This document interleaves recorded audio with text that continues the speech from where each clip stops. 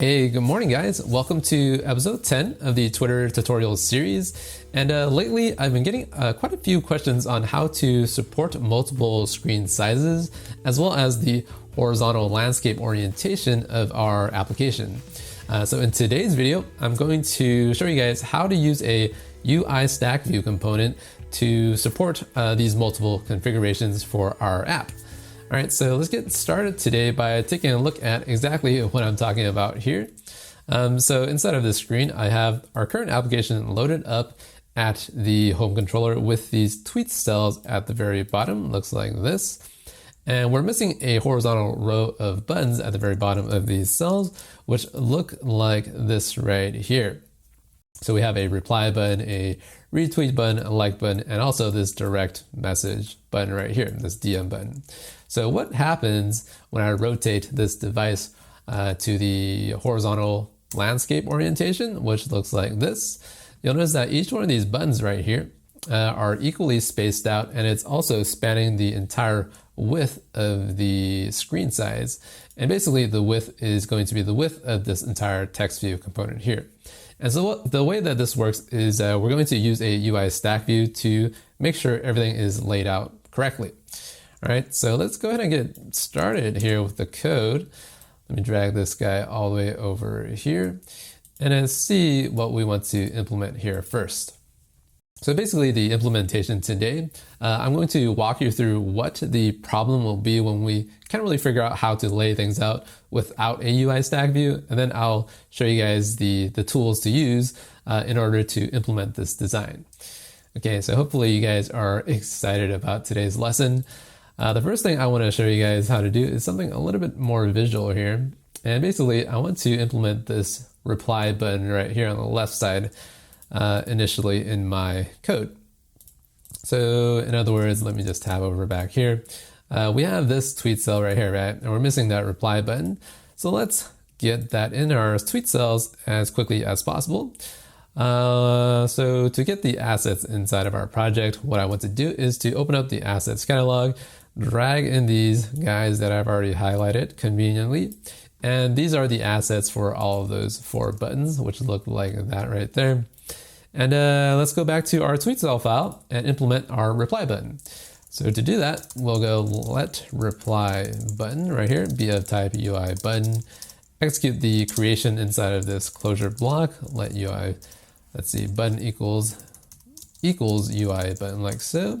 System, the type of .system is the type. And the reason why we use system right here is because we want this highlight right here.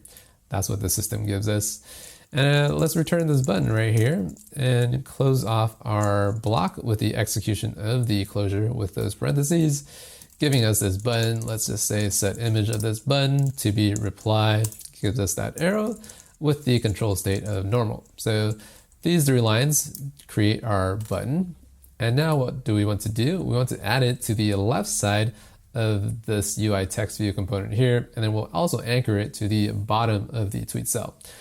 So to get it inside of our subview, we want to first add it as a subview of the TweetCell with this reply button guy right there. Let's just run this application to make sure all of our code executes properly, right?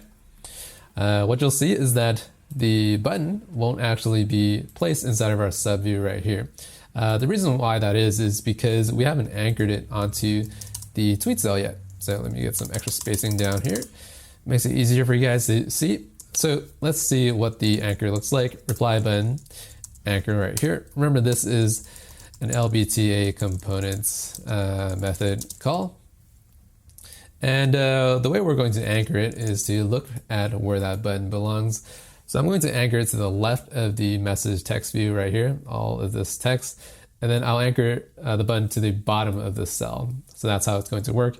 And let's see, so top will be nil, left will be this message text view's left anchor. The bottom will be the cell's bottom anchor.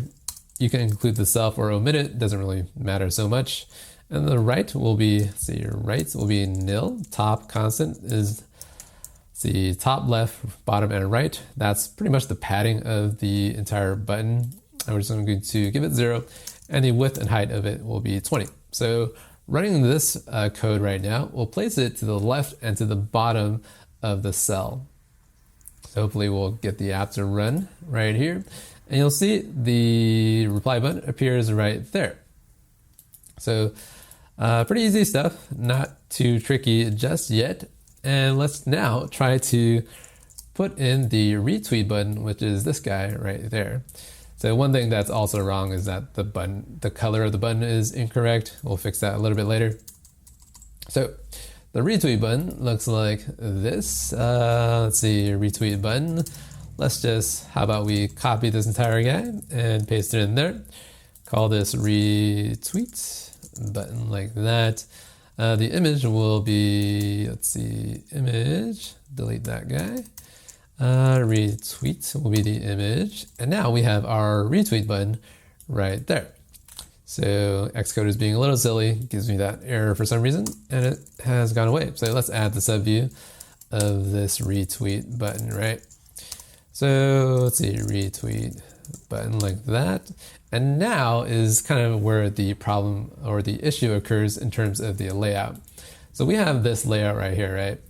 And we want to place it sort of equidistance away from each one of these buttons right here. So how would you actually go about doing that? Well, there's multiple ways of doing it, some a little bit hacky and some that are not so great for supporting multiple screen sizes.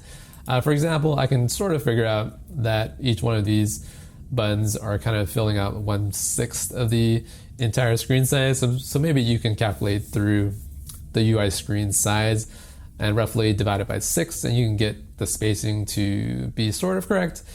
And if you take that approach, what happens is when you rotate the device, the amount of pixels in between each one of these are no longer 1/6 of the entire screen inside of portrait mode. So a long-winded explanation for why that is kind of not the best way. So basically the implementation is to use a UIStackView to kind of get it to space correctly. So how do we use a UIStackView to implement this design right here? Well, basically UIStackView works like this. I can put in or add subviews to my UIStackView, and then I can set a mode on it so that each one of those views are placed equal distance away and also fill up the entire view to be the same width. So how does that look like? Well, it's pretty simple, but first I want to refactor my code a little bit so that you guys can understand this a little bit more easily. So inside of this setup views guy, I will call this function down here, and let's see what we will call it. Setup bottom buttons perhaps. And let me just copy this, create a file private function of that. And then we can now set up some of these buttons down here. So what I want to do is to comment out this anchor right here, just to make it easier for you guys to kind of see. So I'm just removing the subviews of the reply button and then the retweet button from my TweetCell, which is that. So how do I want to show you guys how to use a UIStackView?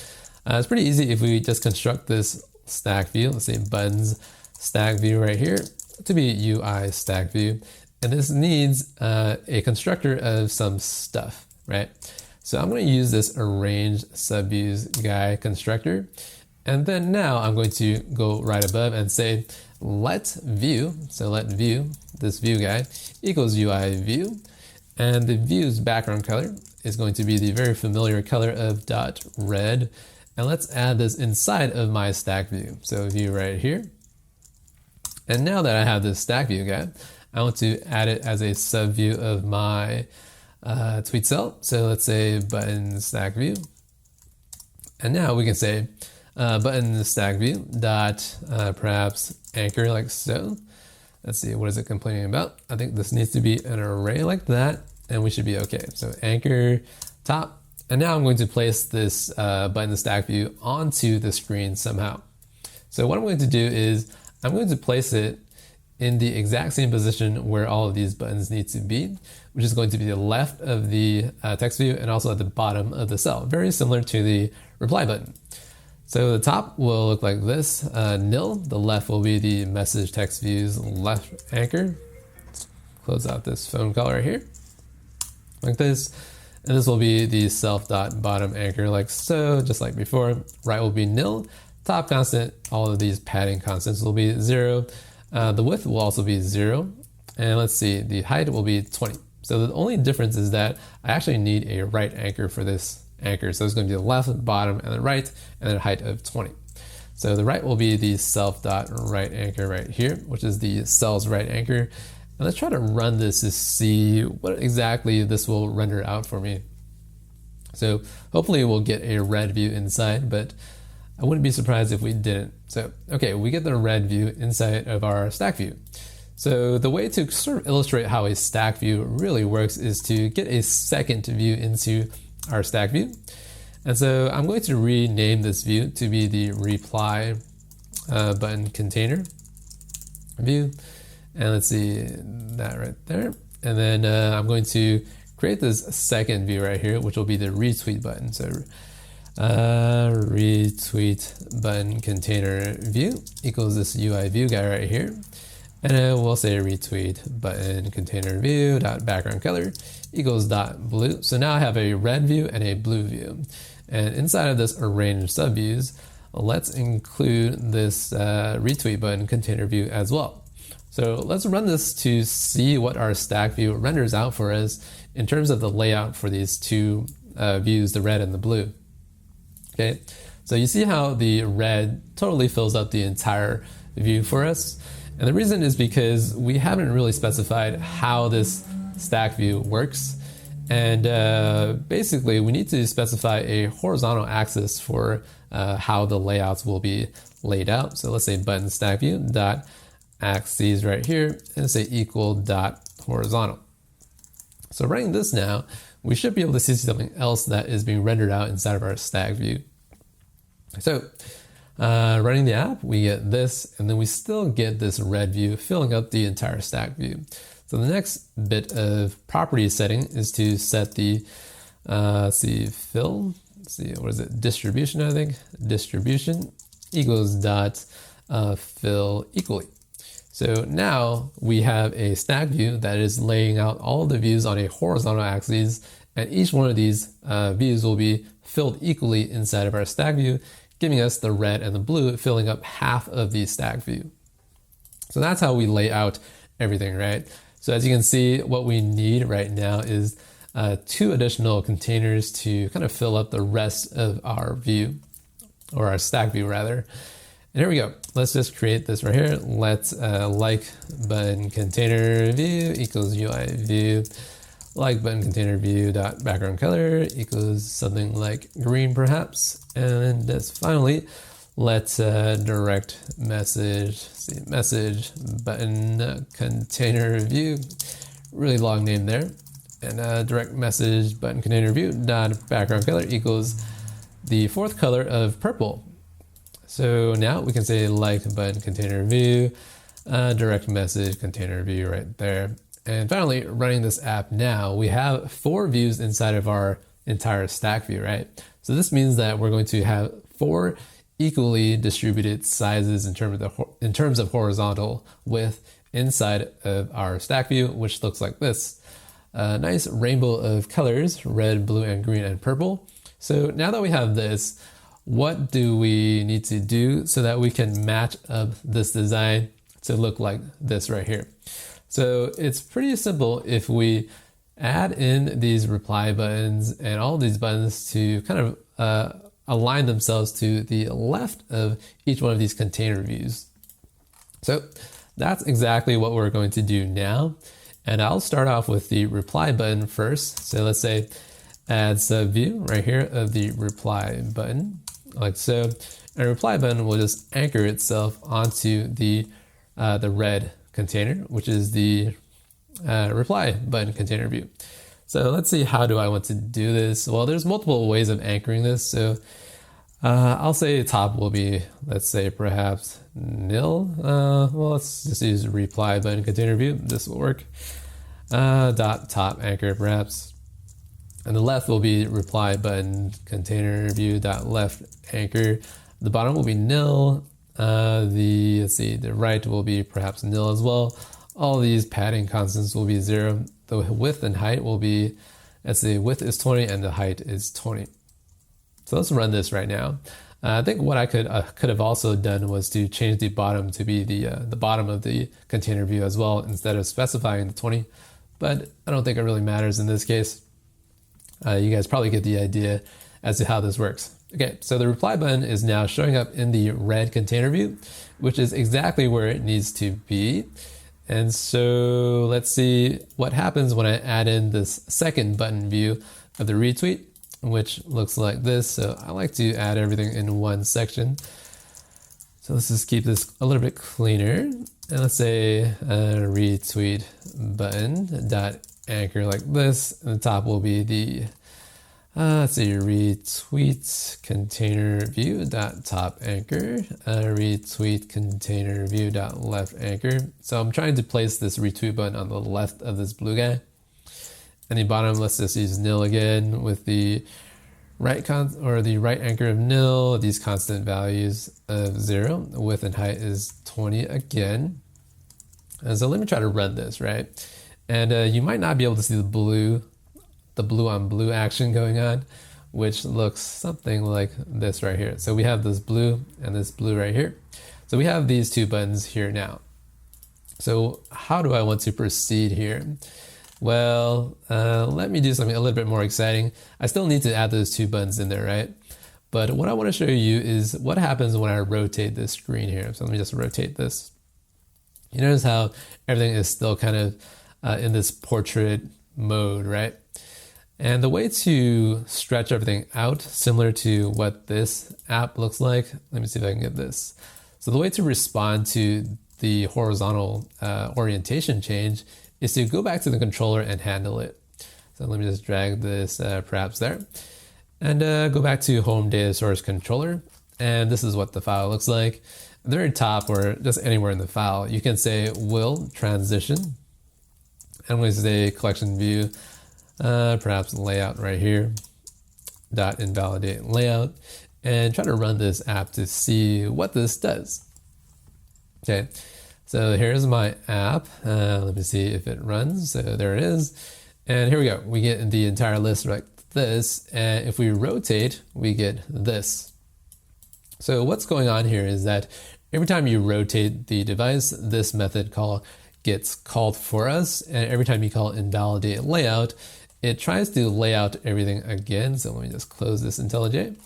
And what happens is that every time you relay out all of your cells, all of these sizing methods for each one of your collection view cells, they get called as well. So it really it does the layout again, giving us what you see here.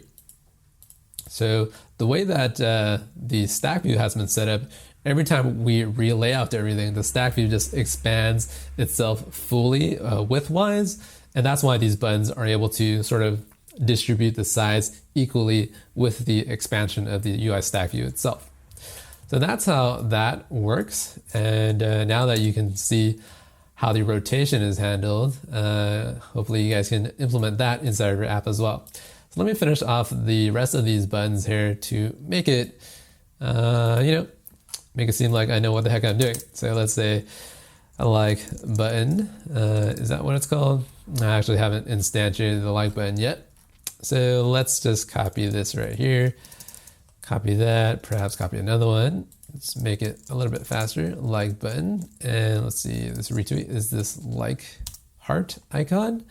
And this will be the direct message button. This right here will be the, I think, message, send message is what I called it. So those are the two buttons right there. Let's now go back to this like button right here, right? Well, actually, I think I'm not done yet. Let's see, well, perhaps I am. So like button, what do I get here? Like button dot anchor like so. And let's see, where do we want to anchor it? Well, we have this like button, container view dot top anchor, the like button containers, left anchor. You guys are probably pretty much, you guys understand what's going on here, I hope. So 0, 0, 0. Width and height is 0. Let's see, direct message button like that. Anchor. direct message container dot top anchor direct container, so like that, left anchor, bottom nil, right nil, constants of 0 with height of 20, and that should give us all of our buttons in the right location. Okay, so running the application will render us a crash. So this crash happens when you don't have these subviews inside of your TweetCell view hierarchy, and then you try to anchor things inside of it. Let me see if this message gives me what I want it to give me. So let's see, unable to activate constraint with these anchors because they have no common ancestor. And so that means that you have to add it inside of your subviews. So let's see, like button, add subview of, let's see, direct message button, like that. So we can now run this application, and then these anchors will now work properly because they are part of the same subview hierarchy. So running that, we get our reply, retweet, like, and direct message button right there. This means I can now remove all of these background colors to make it look exactly like what our design needs to look, and run that one more time. Let me just remove, or perhaps I'll leave this call in here for you guys to take a look at what the source code is. And running this, we get these 4 buttons right there. So how do we modify the color so that it matches what the gray color is right here? So these gray colors. So the problem right now is that all of these buttons are being created with these images right here. And one way to change the color is to use this let's see, renderer mode, with rendering mode of dot something. I think it's always original. That's what we need. So I'm going to copy that, paste that in there, and finally at the very end of that right there. So let's try to run this, and hopefully we'll get the gray rendering of these buttons right below. So let's see, how am I doing on time here? I feel like this video has gone on for pretty long. So let's see, what else do we need to fix right here? Let's drag this in the middle. So one thing that I am trying to fix before I move on is to take a look at this horizontal line right here, this divider line, starting from the left right here. And the reason why it's being cut off is because inside of our TweetCell, this message text view component, it has a default background color of white. So I'm going to say background color equals .clear. And that's going to give me a clear background color, and then the white isn't going to overlap over the separator view at the very bottom. So that's what that looks like. One final thing I want to clean up here is that the bottom padding needs to be increased a little bit so that the stack view is a little bit higher than where it is right now. So I want to include at the very bottom right here, where's my stack view? So button stack view, I want to change the bottom constant to just say 4. That's going to give me a slight padding just to make sure everything is nicely spaced out. Gives the design a little bit of breathing room to make sure it flows nicely. So what happens when I turn the device now? So our buttons right here now correspond to exactly where they need to be in terms of the width of the device, and we haven't really had to use any type of hacky solution to calculate the screen's width and then place the buttons inside of our TweetCell. All right, so that's going to wrap it up for today's video. Hopefully you guys understand a little bit better on how to use a UIStackView to support multiple configurations for your application. Remember, the source code for today's project is available down below in the description link. If you enjoyed today's video, make sure to give it a thumbs up and also subscribe to the channel for more episodes on the Twitter tutorial series. That's going to be it for me. Keep on coding, guys, and I'll see you next time. Bye-bye.